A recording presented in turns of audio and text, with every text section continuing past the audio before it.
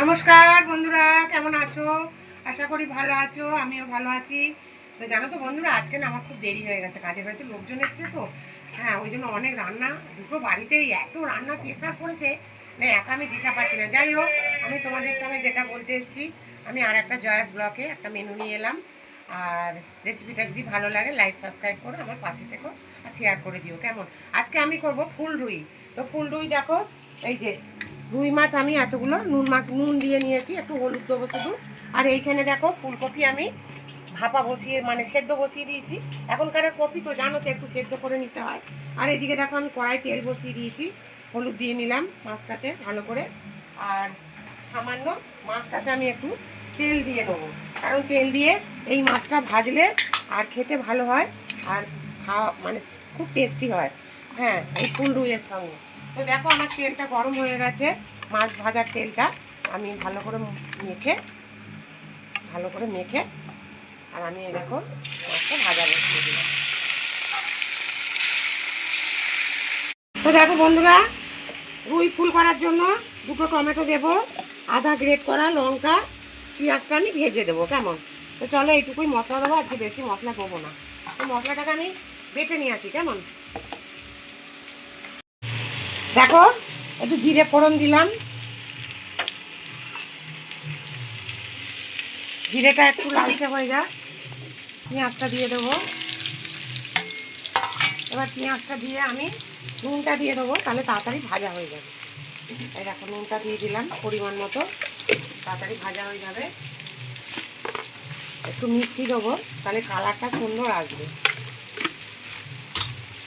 এবার আমি সুন্দর করে এটাকে একটু লালচে করে বাদামি বাদামি কালার ভেজে নেবো, কেমন? তো দেখো পেঁয়াজগুলো এরকম বাদামি কালার হয়ে গেছে। এই এই তরকারিতে পেঁয়াজটা এরকমই ভাজে। তো এবার তোমাদের সঙ্গে যে মশলাটা শেয়ার করলাম ওটা দিয়ে দিলাম, মশলাটা দিয়ে দিলাম। এবারে আমি একটু হলুদ গুঁড়ো দেবো আর একটু জিরের গুঁড়ো দেবো, দেখ আর কিছু দেবো না। আর নুন তো আগে দিয়েই দিয়েছি। এবার মশলাটাকে সুন্দর করে কষিয়ে নেবো। আর যেহেতু আমি একটু ডাঁটা দেবো, ডাঁটাগুলো এর মধ্যে দিয়ে দেবো, কারণ আমার মাছের আলুটা আর কপিটা এই দেখো আমি এখানে ভেজে নিয়েছি সুন্দর করে। তো ওই জন্য ডাঁটাগুলো তো ভাজা হয়নি, ওই জন্য মশলার সঙ্গে কষিয়ে নিলে সুন্দর কালার এসে গেছে, পুরো মশলা মানে তেলটা ছেড়ে দিয়েছে, কেমন? তো এবারে আমি জল দিয়ে দিলাম, আর একটু জল দেব। আর এদিকে ফুলকপি আলুটা ভাজা ছিল, এটাও দিয়ে দিলাম, ওটা দিয়ে দিলাম। কি সুন্দর একটা কালার এসছে দেখো একটু তরকারিটা। আর একটু জল দেবো, নাহলে মাছগুলো ভিজবে না, মানে ডুববে না। দিলাম। বন্ধুরা, মাছের তরকারিটা ঠিক এরকম তৈরি হয়েছে, ফুল রুই। এই দেখো ফুলকপিগুলো সুন্দর হয়ে গেছে, একটা মাছ বোধহয় ভেঙে গেল, এই দেখো।